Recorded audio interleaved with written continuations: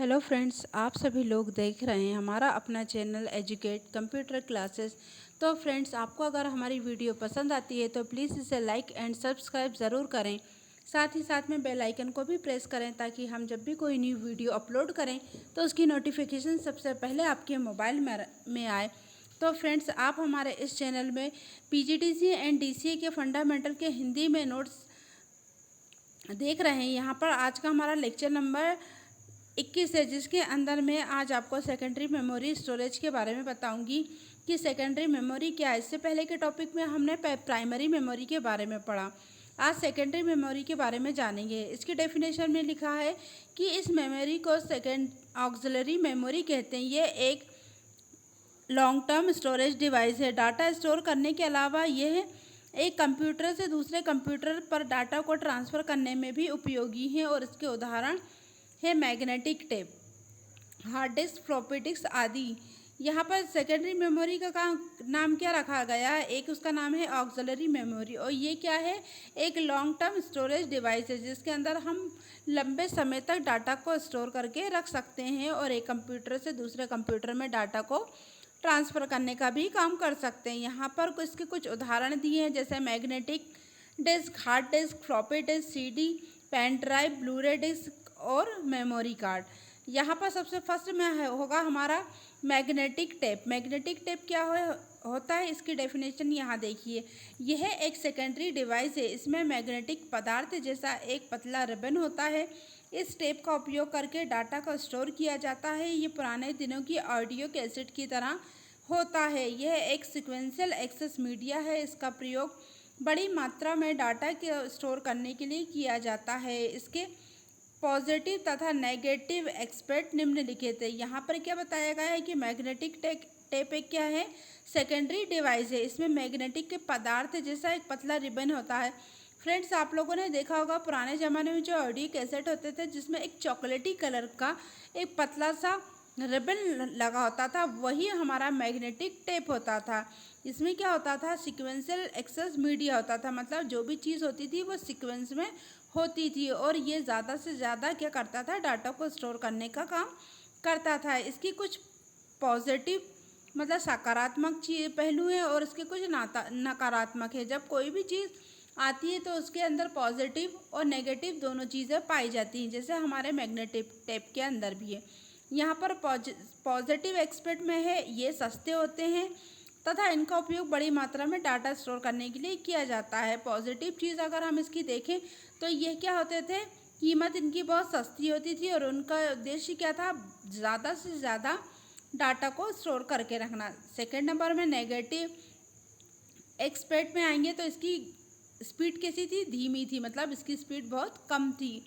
और क्या होता था? इसमें डाटा एक्सेस की विधि सीक्वेंशियल होती थी, जिसमें किसी विशेष डाटा पर पहुंचने के लिए दूसरे डाटा से होकर गुजरना पड़ता था। फ्रेंड्स, जैसा कि आप लोग जानते हैं कि अगर आपने पुराने ज़माने की ऑडियो कैसेट को देखा होगा जिसके अंदर मैग्नेटिक टेप लगा रहता था, तो उसमें क्या होता था? हर पूरा डाटा हमारा सीक्वेंस में जमा होता था। आपने देखा होगा कि अगर हमें 5वें या चौथे नंबर का गाना सुनना होगा तो पहले हमें 1 को निकालना होगा, मतलब सुनना होगा, 2 को, 3 को, 4 को, तब जाके हम 5th वाले गाने पे पहुँच। हम वहाँ पर ऐसा नहीं कर सकते थे कि हम डायरेक्ट किसी डाटा पर पहुँच सकते थे। इसके बाद हमारा अगला टॉपिक है मैग्नेटिक डिस्क।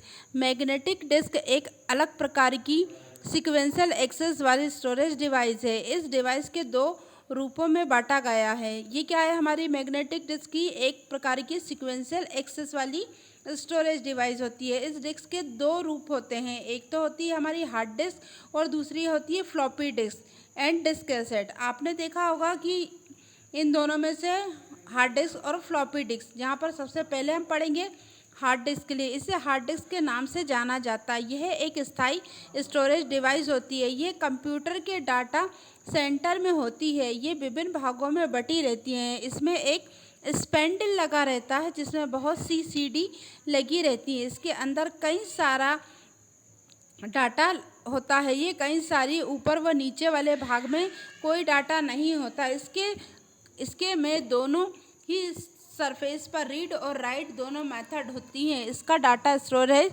60 GB से लेकर 90 GB और इससे भी अधिक में उपलब्ध रहता है। जैसा कि इसमें देखा आपने कि हार्ड डिस्क की डेफिनेशन में क्या लिखा है कि ये हार्ड डिस्क के नाम से भी जाना जाता है।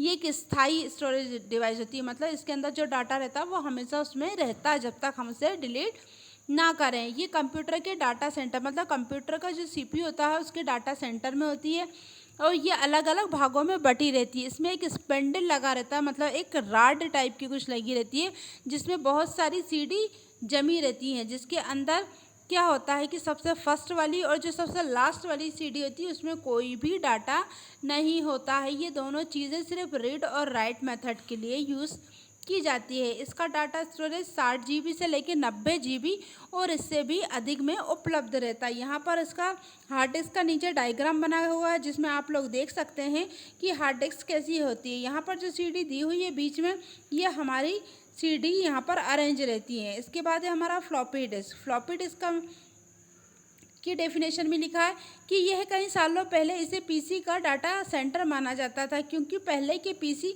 में हार्ड डिस्क नहीं होती थी, उसका सभी डाटा फ्लॉपी में होता था। लेकिन हार्ड डिस्क का लेवल ज़्यादा था, इससे डाटा ट्रांसफ़र तथा सॉफ्टवेयर इंस्टॉलेशन के लिए इसे उपयोग में लाने लगे। ये बहुत ही कम कीमत के थे और इनकी डाटा स्टोरेज 3 MB से लेके 4 MB में थी। इसके दो प्रकार थे, मिनी फ्लॉपी और माइक्रो फ्लॉपी।